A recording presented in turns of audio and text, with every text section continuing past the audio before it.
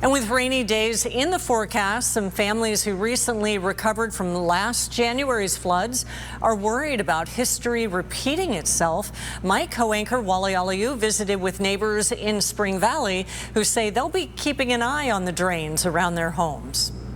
You were still concerned about drainage issues in your backyard, it sounds like. Oh, yes, definitely. So back here, everything was flooded. The trash cans were floating all the way back here to this tree line.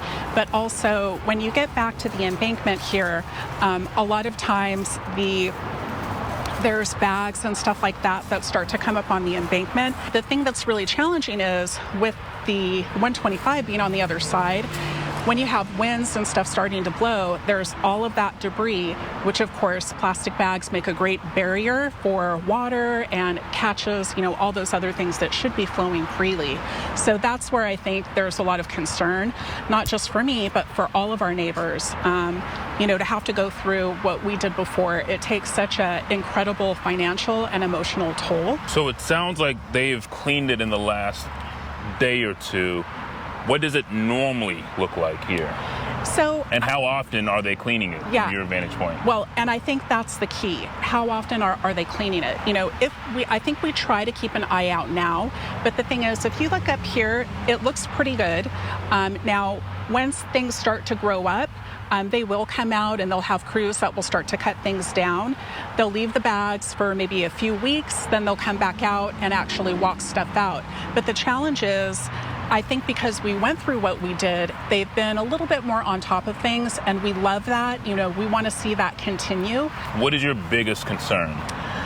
My absolute biggest concern is having the house flood again, having the neighborhood flood again.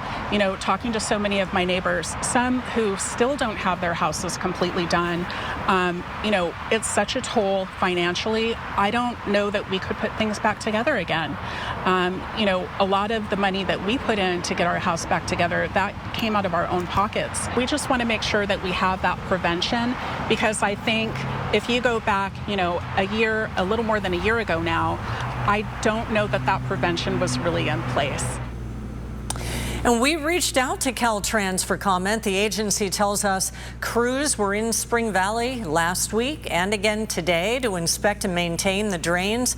Coming up at 6 o'clock, we follow through as some of her neighbors walk along that backyard drain to make sure there's no debris left.